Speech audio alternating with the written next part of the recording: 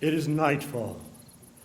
The year is 70 A.D., and a shepherd named Isaac is heading home with his wife and grandchild after being in Jerusalem for a festival day. Romans and Jews fill the city. Some want war, but others want things to stay the same. The shepherds are part of a new group, one that follows a Jewish man named Jesus.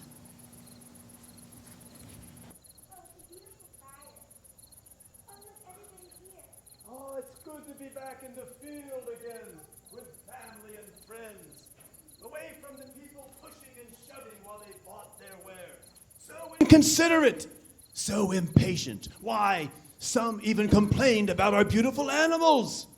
Brother Daniel, do you remember when you used to go to Jerusalem with us? Do you remember?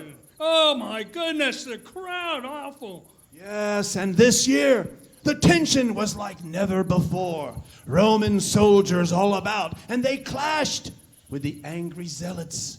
Hannah, it was like a tinderbox. Oh, I just wonder what's going to happen. Oh, I fear it won't be good. Yes, but here in the fields it is peaceful. Thank God. Ah, the peace. But I remember that scene many, many years ago. What a night it was. Wondrous, mysterious. Deborah. Yes, We were there. we were there. Oh, I wish I was there. You wish you were there. I bet you wish you knew the story. It never gets old, does it? Well, I have my scroll here so that we do not miss a detail. We were about your age, your grandfather and I. We were learning sheep herding from our elders just as you were today. After all, not everyone has what it takes to be a shepherd. It's lonely and isolating work, isn't it? That by day and by night, the noontime heat, the glow of the evening stars. But that night, it was unusually dark and quiet. We were there, your grandfather and I, keeping watch, looking out for thieves and for wild animals.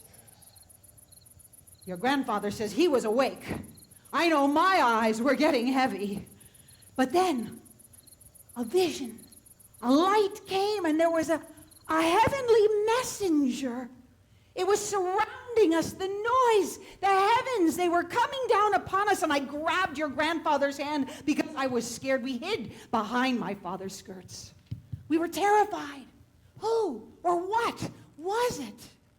But then a voice came that was oddly reassuring and calm. He said, "Do not be afraid, for I have come with great news of joy, news for all people. For the news of a birth of one who is to save was being announced." Oh. Let me tell the story. Yes, I will continue. We could tell that our fathers were excited, were nervous, scared, overwhelmed.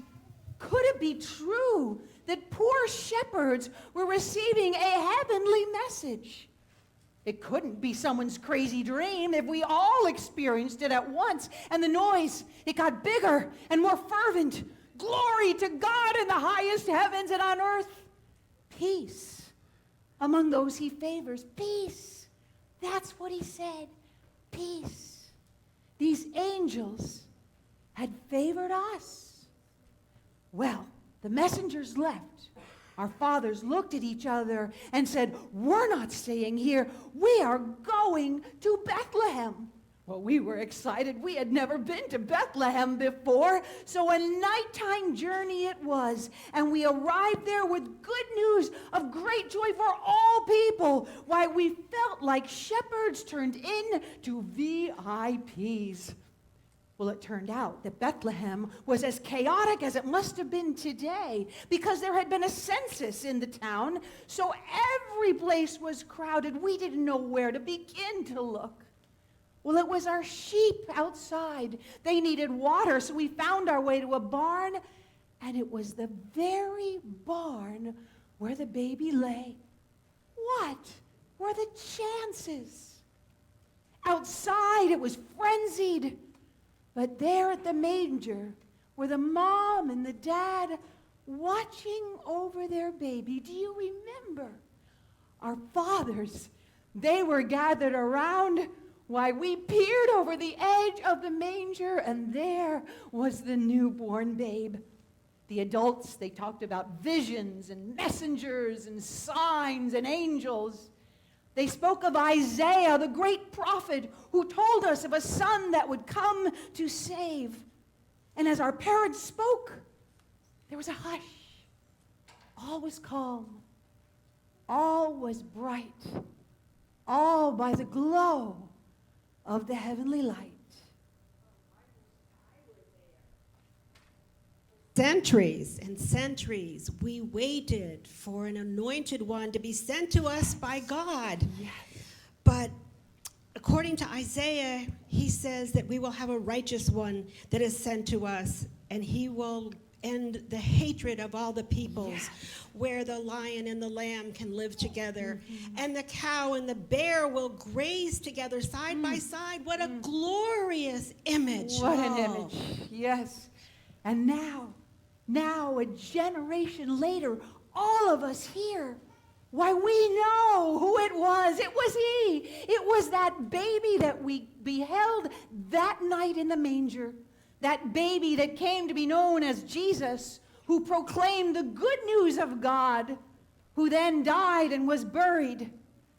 He came to bring the peace of God. But you know what? The world didn't know how to receive it. Jesus came to make us right with God and with each other. Jesus came to say that peacemakers are blessed. He described a kingdom where all are loved, where the hungry are filled, where the oppressed are set free.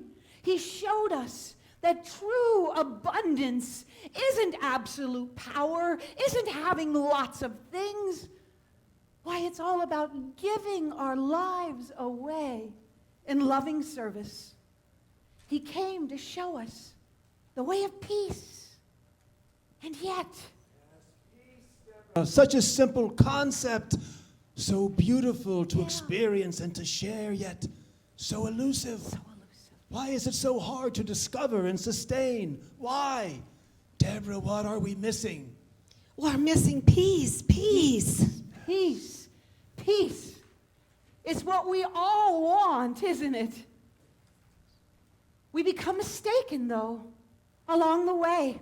It's something we think we can engineer or force. Some seek peace for themselves through violence. But that only creates winners and losers and a quest for revenge. While others seek peace by avoidance of responsibility or even strong drink, thinking that setting their troubles aside will do the trick. But that only leaves them feeling purposeless and empty. Still others, they look for peace in isolation, setting everyone and forgetting everything. But ultimately that brings loneliness and despair. Jesus, he was an agent of God's peace, and yet there is terror in our streets. There is rumors of wars, anxieties in our homes, hatred among groups. Maybe it's that way in your day as well. What is it about we people? We are like the sheep that we all tend. Somehow we all go astray.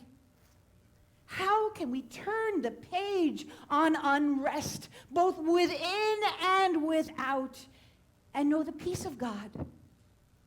Well, the answer came. It came that night in the form of a baby named Jesus. Peace cannot be forced. We cannot command it of any others, even as much as we can demand it of ourselves. Why, peace comes as a gift from above. when we allow Jesus to dwell fully in our hearts. Because Jesus, though he died, he still lives. He lives within each of us when we love and show humility. Well, and to experience these fully, you are right. They must be shared. And when we are all willing to sacrifice for each other and seek the common good, why, peace can reign. The lion can lie down with the lamb. It can happen when we all receive God's Spirit. Peace will come through Jesus' gentle reign. Now, don't get me wrong. I don't mean that our lives will all be easy, that we'll always get what we want. Hardly. But peace of God means we can know that God is with us, that God is working within and through us. We can live with quiet confidence, knowing that we are worthy of love and able to share love. We can live in wholeness, peace, shalom. Shalom, we can't create it, but we can receive it and we can know it. Shalom, shalom. And once we know it, we can share it with everybody. Yes. The hour is late. We must be on our way. But peace, the peace of God, can contain and be with us always when we allow Jesus to live in our hearts. And so I say, Shalom, Haverim. Shalom, Haverim, Shalom, Shalom. Till we meet again, Shalom, Shalom.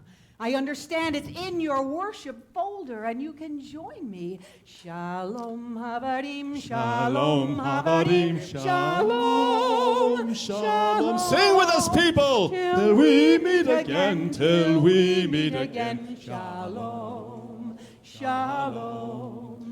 Shalom, Haverim, Shalom, Haverim, Shalom, Shalom. Till we meet again,